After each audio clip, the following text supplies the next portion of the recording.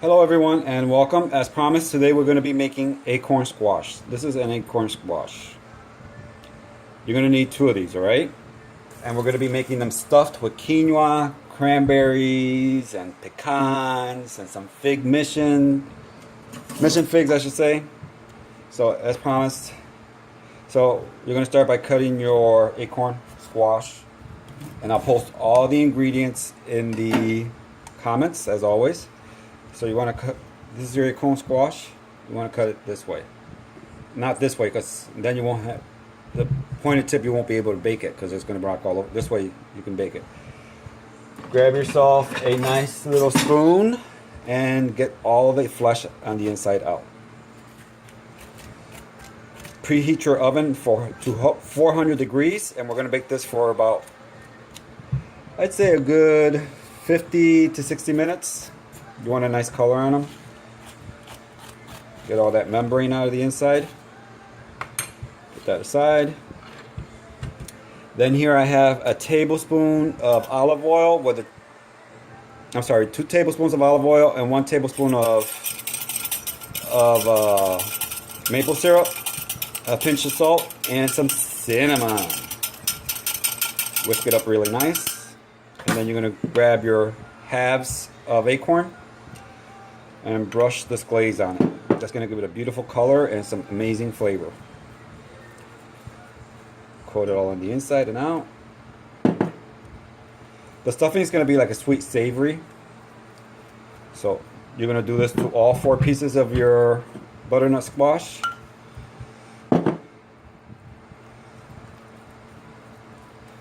Okay. And let me go ahead and finish the other acorn and I'll be back. You're going to go ahead and put them on a plate on your baking. This side up, not down. Alright? Well, let's get this in the oven. So before we get this started, you're going to need 1 cup of cooked quinoa. Okay? And just do it per your instructions on the package. I couldn't find the tricolored quinoa or the red quinoa, but if you can find the red or the tricolor, that it looks more attractive. I don't think there's any difference in nutritional value, but this is all I could find. So this is 1 cup of white quinoa that I cooked. Cook it in vegetable broth. Then here I'm going to put about a tablespoon of olive oil, or you can water saute, whichever you want. And then I have here 1 onion.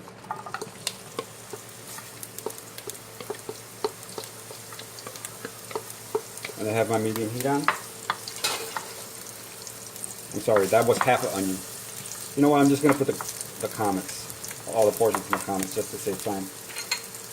I have just the white part and the light green part of a leek.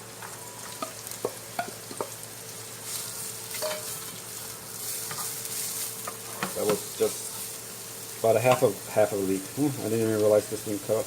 Well, anyway, doesn't matter.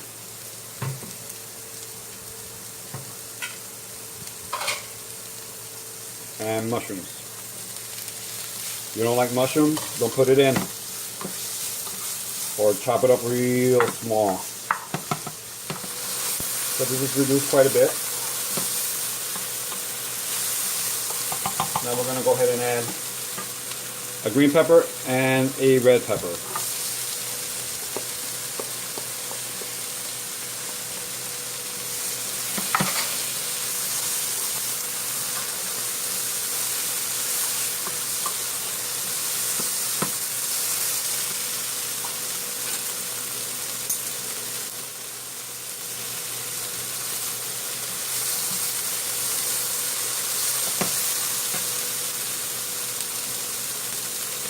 Now, I'm going to use liquid Aminos. You can use soy sauce, tamari, whatever you like. We're going to put 1 tablespoon.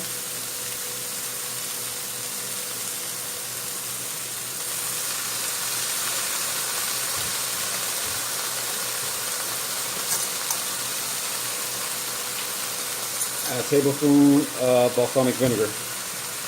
This will offset the taste of the cranberry really nice. May seem strange, but it does give it a nice flavor. Add garlic cloves, finely chopped. So I'm going to let this cook for a little bit. Let it reduce more. I have dried mission figs, dried cranberries, and pecans. Throw that in there.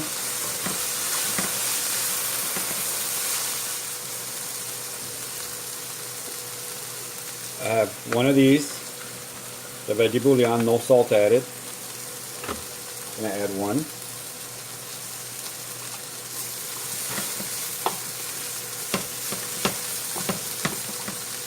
Add about a quarter cup of water. Dissolve the veggie broth. There we go. Once the veggie broth is dissolved, mix it into everything else.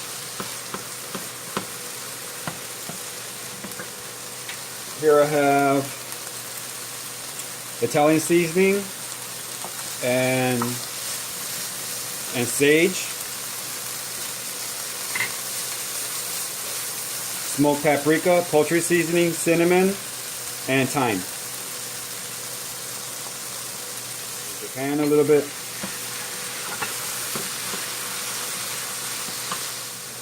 Now you're going to add your quinoa, the entire cup of cooked quinoa.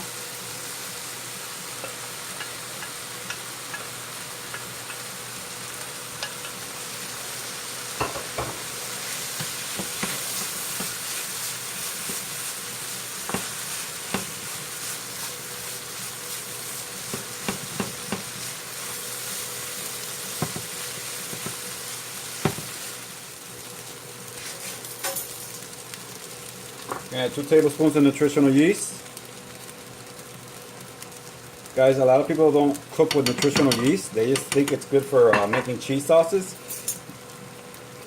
Nutritional yeast is very delicious when you add it to a chicken, you know, like a vegan chicken broth, or if you're making, yeah, like a veggie broth type of thing.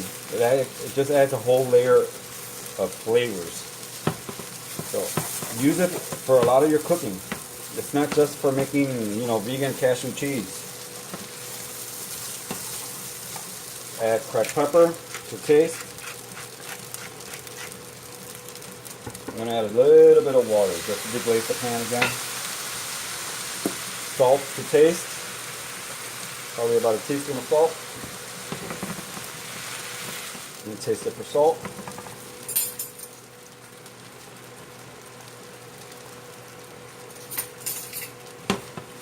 Oh my God, this is good. This is really good.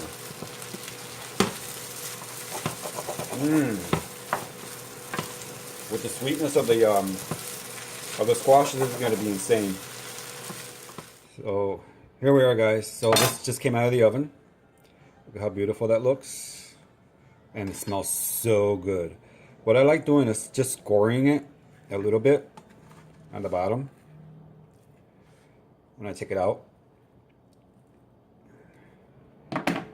because there's a little bit of liquid that sits on the bottom. If you look at this one, you see that liquid? When you score it, it sinks down into the lower fibers. Now just take your stuffing and be generous. Roll this baby up, and you got that beautiful cinnamon flavor in the maple cinnamon flavor in the squash, in the acorn squash. It's just delicious. And if you want, garnish it with a little bit of parsley on the top, and that's it. Or some chopped pecans on the top, that would be awesome too. So what I have here is a nice little plate of salad. Here we are, guys. That's what it looks like. And it's absolutely divine. So as always, everyone, thanks for tuning in. Hope you guys try this recipe out. If you do, please let me know what your thoughts are. And as always, thanks for tuning in. And peace. De mi casa a tu casa. And veg on, everyone. Take care.